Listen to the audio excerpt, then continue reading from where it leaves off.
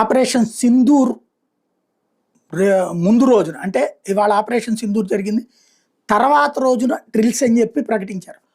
ఆ డ్రిల్స్కి అందరూ జనం సిద్ధమవుతుండగా ముందు రోజున అకస్మాత్తుగా అటాక్ చేసేశారు.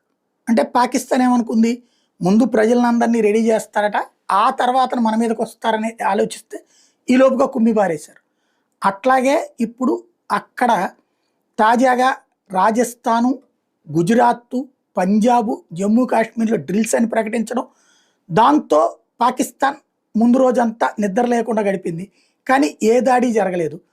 ఆపరేషన్ సింధూర్కి సంబంధించినటువంటిది అది ఎత్తు అయితే, ఇప్పుడు ఈ రాజస్థాన్ వాళ్ళు నిన్న చేయాల్సినటువంటి ఆ మాక్ డ్రిల్స్ ఆపారు. వాళ్ళకేదో టెక్నికల్ ప్రాబ్లం వచ్చిందని. అలాగే మిగతా చోట్ల కొన్ని జరిగినాయి, కొన్ని జరగలేదు. ఓవరాల్గా ఆపరేషన్ సీల్డ్